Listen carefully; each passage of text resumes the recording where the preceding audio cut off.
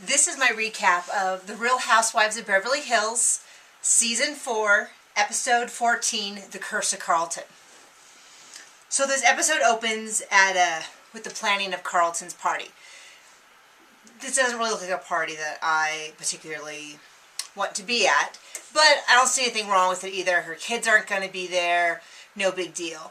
Although all the hustler stuff, I never really hear hustler and think, wow, that's so cool or that's so classy or anything, but, you know, to each their own. The Fat Burger, though, I was a little excited about.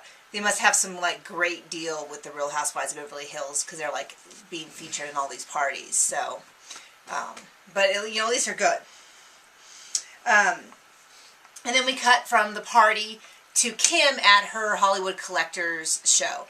I have to say that this whole episode segment with Kim and her talking about her fans is probably my favorite Kim moment over the whole series that I've seen.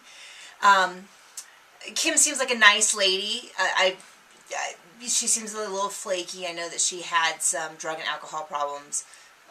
Drug or alcohol, I'm not sure which. But I've never really been that into her. She seems nice enough. But this episode, by far, is my favorite with her. The way that she talked to her fans, the way she talked about her fans. Super respectful. She gets that her fans are what allow her to do her job. And I actually got a little teary-eyed sometimes when she was talking to people and was making such a genuine connection. So I totally... that really was heartwarming for me, and I really, really enjoyed seeing that. So she saw, for those who didn't see the episode, she saw her fans, she shook hands. A lot of them brought things that were important to them, like a werewolf baby, or a pin, a turtle pin, because Kim likes turtles. So that was really heartwarming, and then she took pictures with them, and she saw an old teen idol, and he was really cute, and I hope they date, because I think that would be so awesome. So we cut back to our party. So we see everyone arrive, and Lisa arrives, and she looks so elegant and so pretty. And same with Yolanda arrived, and they both look so classy, and I want to be just like them when I grow up. But then we get right into the whole thing with the Brandy and Lisa thing. So Lisa is bugging Brandy about why haven't you got your hand looked at yet? It's clearly in really bad shape. It's all bruised up. And Brandy's all prickly and all that. So I get that might be annoying. I think it's legitimate if Brandy was annoyed by Lisa doing that. But I don't get this whole thing about this motives, like these secret motives. Like Lisa was planning on saying something to Brandy because it'll make Brandy look childish in front of other people. I just don't buy it. I just don't buy that, like, Lisa sat at home and thought, what can I say to make Brandy feel bad? I think that's just how Lisa is. She runs all these restaurants. She's used to telling people what to do. She's used to mothering, and she mothered Brandy. Brandy didn't like it. Brandy could have called her on it and said, hey, Lisa, when you say this kind of stuff in front of other people, it makes me uncomfortable. I don't know if it would have helped or not, but this whole, like, Lisa's the master manipulator, I just don't see it in her behavior. Right or wrong, I don't think there's anything more to it than that.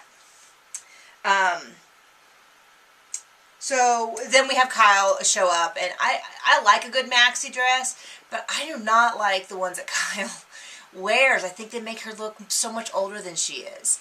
And then we have the huge debacle of the pentagram versus the Jewish star, the Star of David.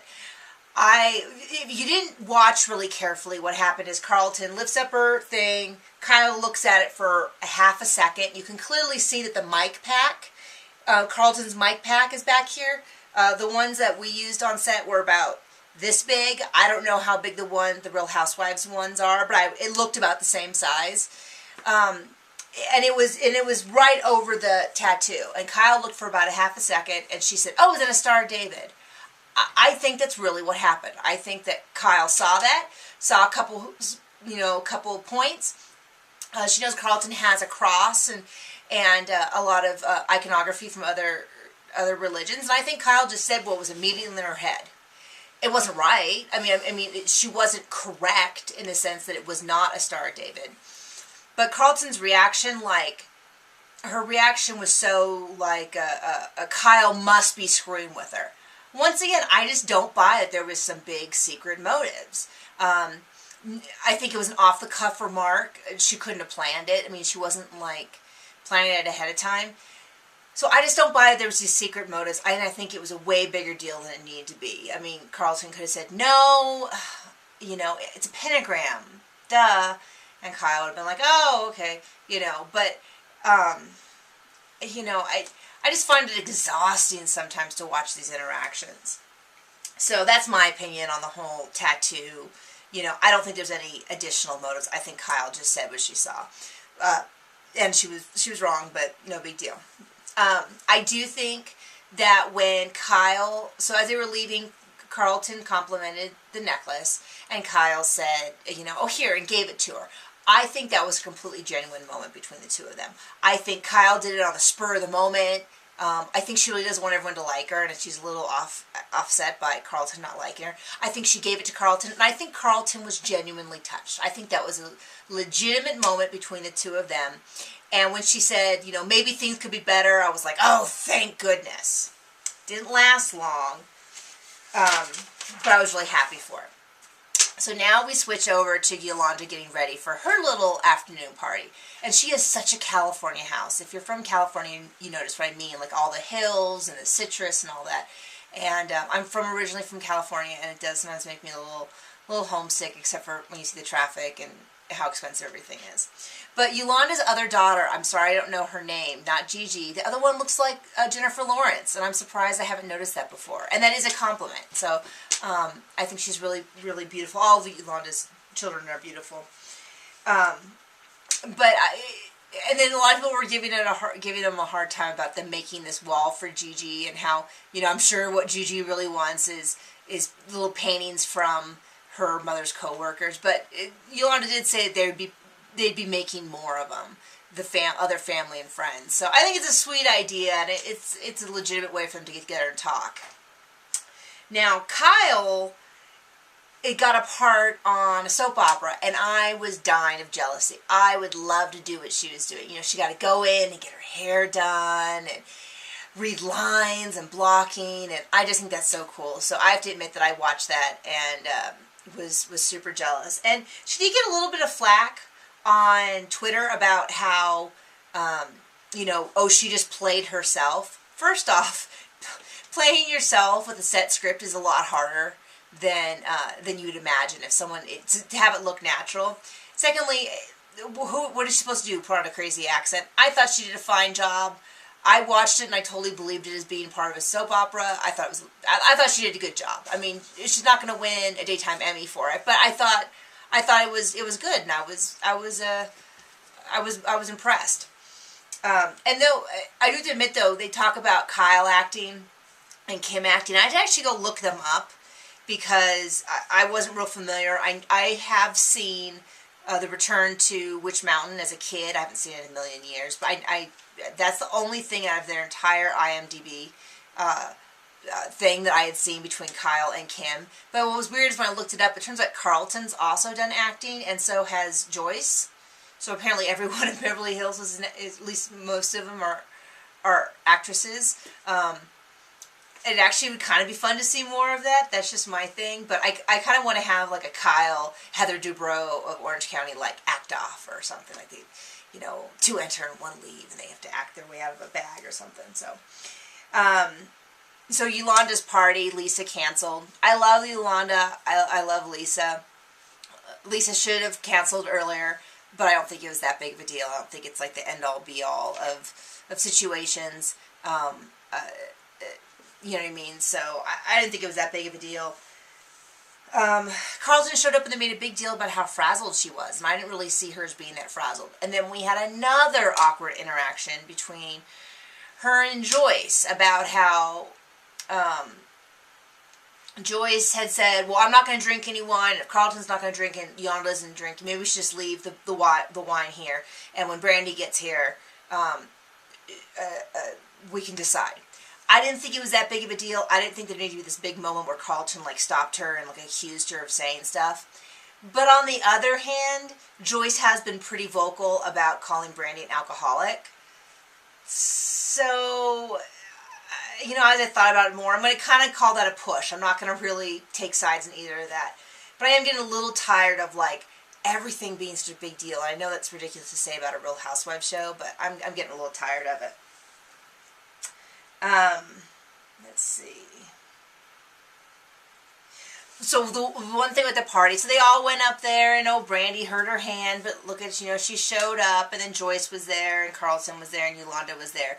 What I thought was funny, though, was David makes that 9-mile trek up the mountain, and it's so clear that he has eyes only for Yolanda, and the rest of these ladies he cares nothing about, because he doesn't think they're funny, he doesn't think their jokes are funny. He's just like, okay, ladies, I'll see you later, Yolanda, and he just kind of scoots out of there. I just thought it was really funny, because you watch him, and he's just clearly he's just over all of this. He doesn't think they're that funny or interesting. And then I was really disappointed with the whole Carlton thing, where she's like, so who's been talking crap about my religion? And I just feel like Kyle's talking about me. I get being intuitive, like, I don't necessarily mean that in a mystic sense. I just mean sometimes you just kind of know things about people, and she may feel really strongly that Kyle's saying bad things, but you certainly can't use dreams, and you can't use your intuition to just decide to hold someone accountable for things that you don't know that they've done. So I was with Joyce on that, where she's like, well, if you have a problem, you need to go talk to her. And as for the idea of, like, what kind of person talks bad about another person's religion? I feel like going, everyone. Everyone does that. I don't agree with it, but it's certainly not a rare thing. I mean, everybody talks about everybody else's religion. Very few people I meet are really, truly respectful. Almost everyone's sort of dismissive. So I thought that was pretty funny, because it's not a rare thing.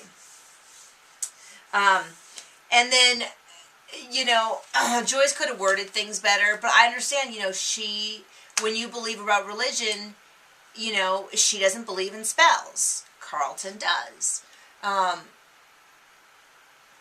You know, and if you believe in ghosts and someone else doesn't, and you say, well, I don't believe in ghosts, I don't really think that's necessarily fighting words, unless you start saying, like, you're an idiot or you're a moron. But people do feel really strong about religion, so I kind of get it. But Carlton essentially did threaten her. She said, oh, you don't believe in spells? Well, go home and see what happened. So, I mean, that really does sound like she's saying she's going to cast a spell.